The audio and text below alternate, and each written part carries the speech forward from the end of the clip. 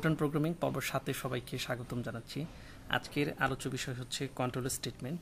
Control statement কি এবং Fortran প্রোগ্রামিংয়ের ক্ষেত্রে কি কি কন্ট্রোল স্টেটমেন্ট সম্পর্কে আমাদের জানতে হবে সেই বিষয়গুলি আজকে কথা বলবো। প্রথমে এখানে কন্ট্রোল স্টেটমেন্টের ডেফিনেশনটা দেখে নিচ্ছি।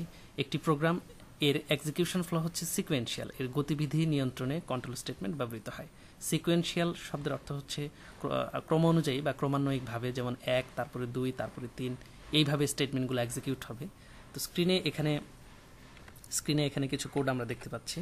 তো এখানে যে কোডটা লেখা আছে সেখানে 9টি স্টেটমেন্ট রয়েছে। এখানে আমি মার্ক করে দেখাচ্ছি। এই যে 9টি স্টেটমেন্ট রয়েছে, এই 9টি স্টেটমেন্ট আমরা কোড ব্লকসে এখন লিখে দেখাবো যেগুলো সিকোয়েন্সিয়ালি এক্সিকিউট হয়। তো প্রথমে কোড ব্লক উইন্ডোটা ওপেন করে নিলাম। এখানে নিয়ম অনুযায়ী আমরা 6 ঘর ফাঁকা দিয়ে নিব।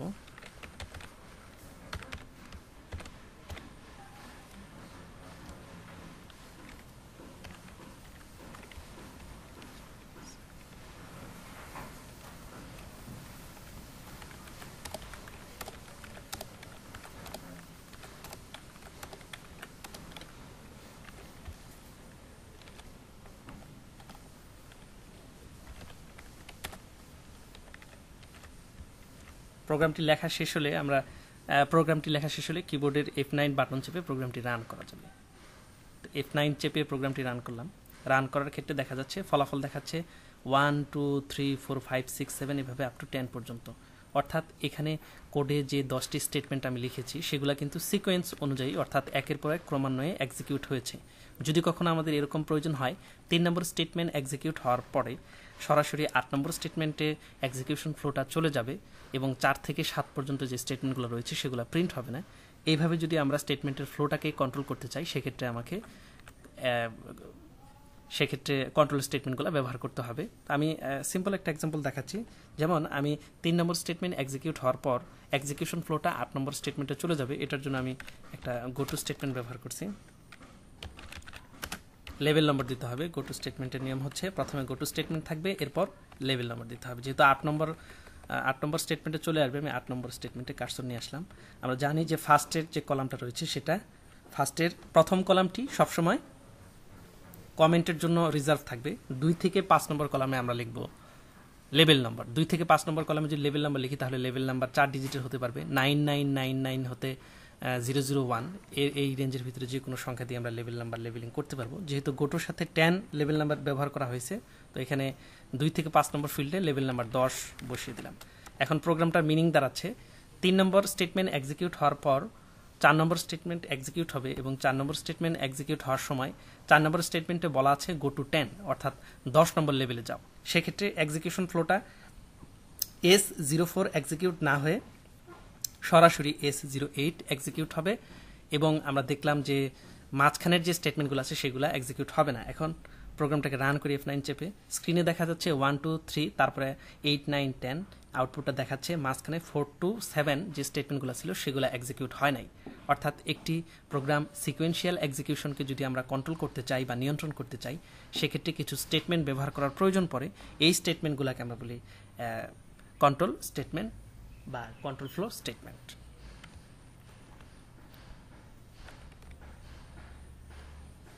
এখন যে কন্ট্রোল স্টেটমেন্ট সম্পর্কে ধারণা নেব সেটা হচ্ছে ইফ স্টেটমেন্ট। 3 রকম ইফ স্টেটমেন্ট রয়েছে। একটা হচ্ছে লজিক্যাল ইফ, ব্লক ইফ এবং অ্যারিথমেটিক ইফ। এই 3টি ইফের ব্যবহার আজকে দেখব। প্রথমে হচ্ছে লজিক্যাল ইফ। যদি এমন কোনো সিচুয়েশন হয় যে সিচুয়েশনে শুধুমাত্র একটি স্টেটমেন্ট একটি নির্দিষ্ট শর্ত সাপেক্ষে এক্সিকিউট হবে কি হবে না এরকম একটা ডিসিশন নেওয়ার প্রয়োজন পড়ে, সেক্ষেত্রে লজিক্যাল ইফ ব্যবহার করতে পারি। যেমন ধরে নিলাম একটি সংখ্যা যদি 2 দ্বারা বিভাজ্য হয় তবে সেটি জোড়, যদি 2 দ্বারা বিভাজ্য না হয় তবে সেটি বিজোড়। শুধু আমাদের প্রিন্ট করার প্রয়োজন 2 দ্বারা বিভাজ্য কিনা। অথবা এরকম সিচুয়েশন হতে পারে যে একটি সংখ্যা n দেওয়া আছে, আমাদের টেস্ট করে বলতে হবে সংখ্যাটি পজিটিভ নাকি সংখ্যাটি নেগেটিভ। এখানে কিন্তু একটি স্টেটমেন্ট এক্সিকিউট হওয়ার কথা বলা হয়েছে, যে হয় নেগেটিভ এক্সিকিউট হবে অথবা পজিটিভ এক্সিকিউট হবে। তো এই ধরনের স্টেটমেন্টগুলো যেগুলো এক লাইন স্টেটমেন্ট, এগুলো আমরা লজিক্যাল ইফ দিয়ে এক্সিকিউট করতে পারবো। এখন লজিক্যাল ইফের যে গঠনটা, লজিক্যাল ইফের গঠন হচ্ছে প্রথমে লিখতে হবে ইফ, তারপর ফার্স্ট ব্র্যাকেটের ভিতরে লিখতে হবে কন্ডিশন, শর্ত দেওয়া থাকবে যে n এর মান 1 এর থেকে ছোট, n এর মান 1 এর থেকে বড়, n এর মান 1 এর সমান, এগুলাকে আমরা বলি কন্ডিশন। কন্ডিশনগুলো আমরা জানি যে কোনো শর্তই আমরা প্রয়োগ করি সেই শর্তের দুটি স্টেট, একটা হচ্ছে হয় সেটি ট্রু হবে অথবা সেটি ফলস হবে, যে কোনো দুটি স্টেট হতে পারে। তো এখানে কন্ডিশনটা দিব, কন্ডিশন যদি ট্রু হয় সেক্ষেত্রে যে এক্সপ্রেশনটা রয়েছে সেটা এক্সিকিউট হবে। অবশ্যই একটি স্টেটমেন্ট থাকতে হবে, একাধিক স্টেটমেন্ট হলে লজিক্যাল ইফ ব্যবহার করা যাবে না। কন্ডিশন যদি ফলস হয় সেক্ষেত্রে এই এক্সপ্রেশনটি এক্সিকিউট হবে না। এটি হচ্ছে লজিক্যাল ইফের মূল তত্ত্ব। ফোরটান প্রোগ্রাম ব্যবহার করে এটা একটু প্র্যাকটিক্যালি দেখে নিচ্ছি। প্রথমে ফোরটান যে কোড ব্লকসের উইন্ডোটা ওপেন করলাম, ওপেন করার পর যে প্রোগ্রামটা লেখা ছিল সেটা মুছে ফেলছি। আমরা প্রথমে একটি সংখ্যা ইনপুট নিব, সংখ্যাটা হচ্ছে n হচ্ছে পূর্ণ সংখ্যা, যেহেতু ijk এলিমেন্ট এই রেঞ্জের ভিতরে রয়েছে, তো এটাকে আমরা বলবো পূর্ণ সংখ্যা বা ইন্টিজার। এখানে লিখে নিচ্ছি হচ্ছে রিড, সবগুলা ক্যাপিটাল লেটারে লিখছি আমি, ক্যাপিটাল বা স্মল যে কোনো লেটারেই লেখা যায়, কোনো সমস্যা নেই, কিন্তু মিক্সড করে না লেখাটা উত্তম। রিড স্টার n, আনফরম্যাটেড ইনপুট নিব n। চলো এখন আমি একটা কন্ডিশন সেট করব, যদি n এর মান 0 থেকে ছোট হয় তাহলে নেগেটিভ প্রিন্ট করবে, অন্যথায় কোনো কাজ করবে না, অর্থাৎ স্টেটমেন্ট এক্সিকিউট হবে না। ইফ n ডট lt হচ্ছে একটি লজিক্যাল কনস্ট্যান্ট 0, যেহেতু আমরা n পূর্ণ সংখ্যা নিয়েছি সেহেতু আমাকে 0 ব্যবহার করতে হবে। যদি n এর বদলে আমরা a বা অন্য কোনো রিয়েল ভ্যালুড ভেরিয়েবল নিতাম সেক্ষেত্রে 0.0 ব্যবহার করতে হবে। তো যদি n এর মান 0 থেকে ছোট হয় সেক্ষেত্রে প্রিন্ট করবে negative, pr print star. Single quotation বা ডাবল কোটেশনের ভিতরে যা লেখা হয় সেটাকে বলা হয় স্ট্রিং। স্ট্রিং এর ভিতরে আমরা চাইলে ইচ্ছা মতো যা খুশি তাই লিখতে পারি, এটা কোনো নিয়ম নেই, স্ট্রিং এর ভিতরে যা খুশি তাই লেখা যায়, তবে অর্থবহ তথ্য লেখাটাই উত্তম। তো এখানে আমি যেহেতু নেগেটিভ কথাটা প্রিন্ট করব লিখে দিচ্ছি নেগেটিভ, এবং প্রোগ্রাম শেষ হলে আমরা ইন্ট লিখে শেষ করব। এখন যদি স্ক্রিন চাপি সেক্ষেত্রে দেখা যাবে যে একটি উইন্ডো প্রদর্শিত হয়েছে। তো এখানে একটি কার্সর আছে সাদা, এটার অর্থ হচ্ছে যে এখন কিছু একটা ইনপুট দিতে হবে। আমরা একটা সংখ্যা ইনপুট দিলাম, সংখ্যাটা হচ্ছে -5। তো -5 ইনপুট দিলে প্রিন্ট হচ্ছে নেগেটিভ। আমরা জানি যে -5 0 থেকে ছোট, যখনই -5 দিব এই -5 মানটি n চলকের ভিতরে বসবে। তারপর প্রদত্ত মান -5 0 এর সাথে তুলনা হবে, সেটি কি ছোট নাকি বড়। যেহেতু -5 0 থেকে বড় তাহলে এই শর্তটা হচ্ছে ট্রু, সেক্ষেত্রে প্রিন্ট নেগেটিভ, এই স্টেটমেন্টটি প্রিন্ট হবে। আমি আবার দেখাচ্ছি, আমি একটু পজিটিভ মান নিব এখন।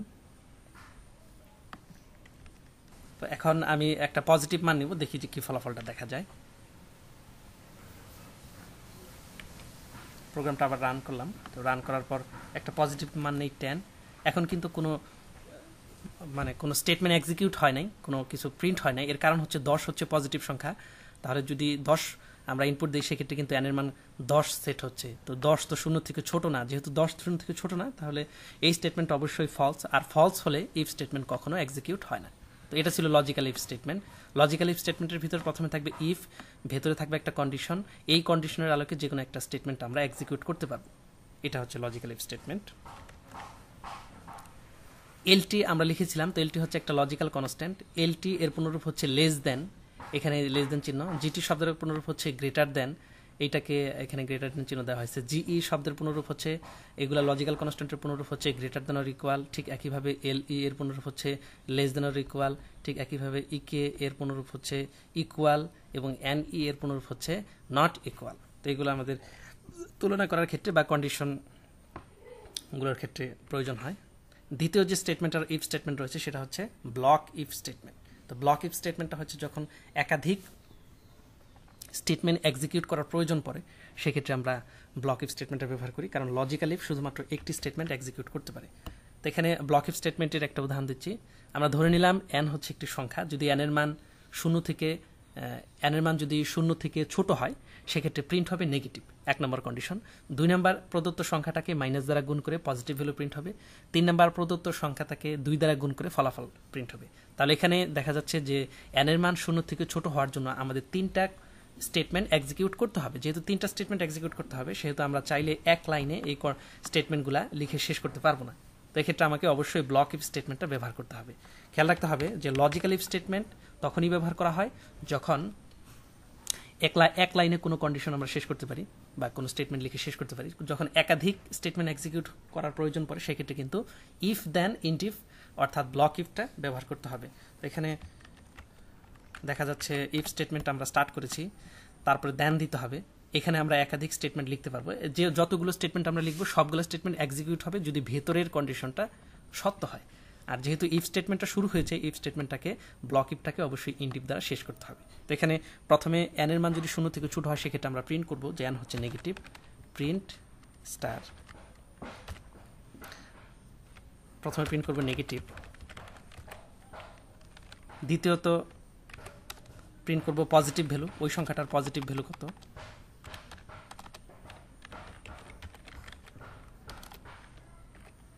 পজিটিভ ভ্যালু হবে প্রদত্ত সংখ্যাটাকে মাইনাস দ্বারা গুণ করতে হবে, প্রদত্ত সংখ্যা হচ্ছে এন, আর চাইছি আমরা প্রদত্ত সংখ্যাটারকে গুণ করব, 2 বার গুণ করব। এটাকে আমরা মাল্টিপ্লিকেশন দ্বারা সংক্ষেপে লিখলাম, তো সংখ্যাটা এন স্টার এন প্রিন্ট করব। তাও দেখা যাচ্ছে যে 3টা স্টেটমেন্ট আমরা এক্সিকিউট করছি একসাথে। তো 3টা স্টেটমেন্ট লজিক্যাল ইফ স্টেটমেন্টের সাহায্যে এক লাইনে লেখা সম্ভব না। এই ধরনের সিচুয়েশনের ক্ষেত্রে ব্লক ইফ স্টেটমেন্টটা ব্যবহার করতে হয়। F9 চাপি, এখানে ইনপুট দিলাম হচ্ছে -3, তাহলে হচ্ছে -3 হচ্ছে নেগেটিভ সংখ্যা। -3কে যদি পজিটিভ বানাতে চাই -1 দ্বারা গুণ করলে হবে 3, এবং -3 যদি আমরা মাল্টিপ্লিকেশন করি রেজাল্ট হবে 9। এখন আমরা একটা ধনাত্মক সংখ্যা ইনপুট দিব, ধনাত্মক সংখ্যা ইনপুট দিলে হচ্ছে 5। তো 5 দিলে কিন্তু কোনো কিছু প্রিন্ট হচ্ছে না। তো 5 দিলে প্রিন্ট না হওয়ার কারণ হচ্ছে যদি এন এর মান 5 ইনপুট দেওয়া হয়, 5 হচ্ছে একটা ধনাত্মক সংখ্যা, ধনাত্মক সংখ্যা কখনোই 0 থেকে ছোট নয়, সেক্ষেত্রে কিন্তু ইফের ভিতরে যে কোডগুলো রয়েছে সেগুলো কিন্তু এক্সিকিউট হবে না। তো এটা ছিল হচ্ছে ইফ ব্লক ইফ স্টেটমেন্টের বেসিক। তো ব্লক ইফ স্টেটমেন্টের আরেকটা ভার্সন রয়েছে, সেটা হচ্ছে ব্লক ইফ এলস, আরেকটা সংস্করণ রয়েছে। তো ইফ এলসটা কখন আমরা ব্যবহার করব একটু বলে দিচ্ছি। যখন একটি স্টেটমেন্টের সাথে হা না 2টি শর্ত যুক্ত থাকে, মানে 2টি স্টেটমেন্টের সাহায্যে যে কোনো একটা কন্ডিশনকে এক্সপ্রেস করা যায়, তখন আমরা ইফ এলস স্টেটমেন্টটা ব্যবহার করি। যেমন একটি সংখ্যা যদি 0 থেকে বড় হয় সেক্ষেত্রে সেটি পজিটিভ, 0 থেকে যদি ছোট হয় সেক্ষেত্রে নেগেটিভ। একটি সংখ্যা যদি মৌলিক সংখ্যা হয় তবে সেটি যৌগিক সংখ্যা না, অথবা যদি যৌগিক সংখ্যা হয় তাহলে সেটি মৌলিক না। এই ধরনের যে কন্ডিশনগুলো রয়েছে, মানে 2টা স্টেটমেন্ট জাতীয়, সেগুলো কিন্তু ইফ এলসের সাহায্যে কিন্তু আমরা প্রিন্ট করতে পারবো। যেমন আমি এখন একটা প্রোগ্রাম লিখে দেখাবো, যে প্রোগ্রামটা একটি সংখ্যা এন ইনপুট নেবে এবং সংখ্যাটি নেগেটিভ নাকি নন নেগেটিভ সেটা প্রিন্ট করবে। যেহেতু আমরা জানি যে সংখ্যাকে আমরা 3টা ক্যাটাগরিতে ভাগ করতে পারি, পজিটিভ সংখ্যা, নেগেটিভ সংখ্যা এবং নন নেগেটিভ সংখ্যা। 0 সহ পজিটিভ সংখ্যাকে বলা হয় নন নেগেটিভ। তাহলে এই যেহেতু 3টা কন্ডিশন আসছে, সেহেতু এটাকে ইফ এলসের সাহায্যে প্রকাশ করতে গেলে 2টা ভাগে ভাগ করতে হবে। এই জন্য আমরা এটাকে 2টা ভাগে ভাগ করলাম। প্রথমটা হচ্ছে এন এর মান 0 থেকে ছোট হলে নেগেটিভ হবে, এবং অন্যথায় সেটা হবে non negative.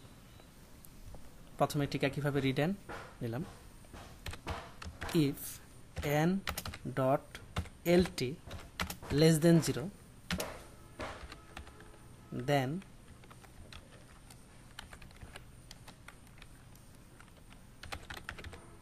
Print star. Negative print হবে, অন্যথায়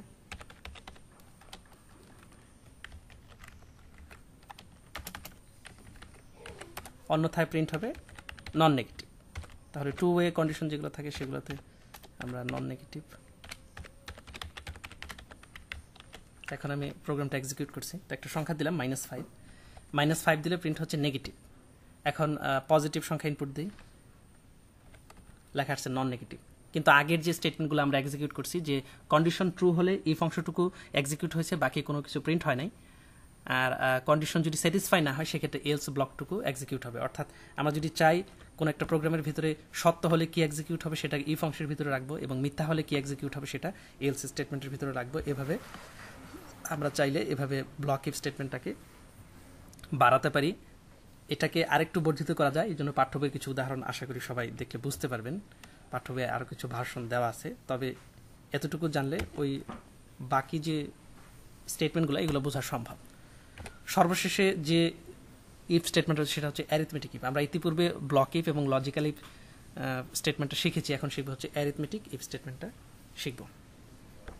তো এখানে অ্যারিথমেটিক ইফ স্টেটমেন্টটা কীভাবে এক্সিকিউট হয় সেটা আমি একটু দেখাচ্ছি। প্রথমে ইফ, তারপর এখানে এক্সপ্রেশন থাকবে। ইতিপূর্বে আমরা দেখেছি যে ইফের ভিতরে কন্ডিশন থাকে, কিন্তু অ্যারিথমেটিক ইফের ভিতরে থাকবে এক্সপ্রেশন। আমরা জানি যে এক্সপ্রেশনটা পজিটিভ, নেগেটিভ বা শূন্য, এই তিনটা যে কোনো একটা হতে পারে। তো অ্যারিথমেটিক ইফটা গাণিতিক যুক্তির আলোকে কাজ করবে। যেমন আমরা ধরে নিলাম দুটি সংখ্যা দেওয়া আছে এ এবং বি। এ এবং বি যদি আমরা বিয়োগ করি, এটাকে যদি এক্সপ্রেশন ধরি, তো এ এবং বি এর বিয়োগ ফলটা কিন্তু শূন্য হতে পারে, অথবা শূন্য থেকে ছোট হতে পারে, অথবা শূন্য থেকে বড় হতে পারে। তো এখানে লেবেল নাম্বার দেওয়া হয়েছে 10, তারপরে দেওয়া আছে 20, তারপরে 30। আমি একটু দেখাচ্ছি যে ইফ EXP 10, 20, 30 দেওয়া আছে, এখানে 10, 20 এবং 30 দেওয়া আছে। প্রথমটা হচ্ছে 0, যদি ভিতরের যে এক্সপ্রেশনটা সেটার মান যদি শূন্য হয়ে যায়, সেক্ষেত্রে 10 নম্বর লেভেল এক্সিকিউট হবে। এক্সপ্রেশনের মান যদি পজিটিভ হয় সেক্ষেত্রে 20 নম্বর লেভেল এক্সিকিউট হবে। এক্সপ্রেশনের মান যদি নেগেটিভ হয় সেক্ষেত্রে 30 নম্বর লেভেলটা এক্সিকিউট হবে। আমি একটা প্রোগ্রাম লিখে দেখাচ্ছি। দুটি সংখ্যার পার্থক্য নির্ণয় করবো আমরা। আমরা জানি পার্থক্যটা সবসময় পজিটিভ হয়, পার্থক্যটা বিয়োগফল কিন্তু নেগেটিভ পজিটিভ হতে পারে।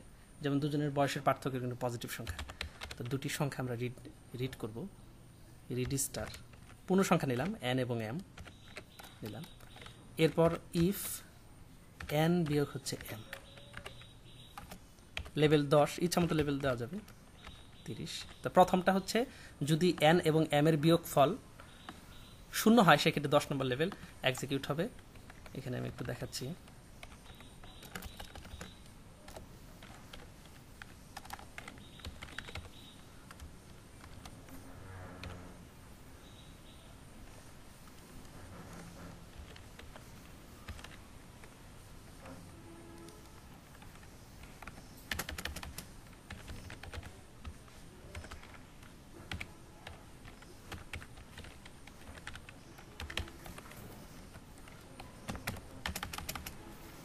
লেভেল নাম্বারটা অবশ্যই 2 থেকে 5 নম্বর কলামের ভিতর লিখতে হবে, 6 নম্বর কলামে আসা যাবে না। 6 নম্বর কন্টিনিউশন ফিল্ড খেয়াল রাখতে হবে। এখন প্রোগ্রাম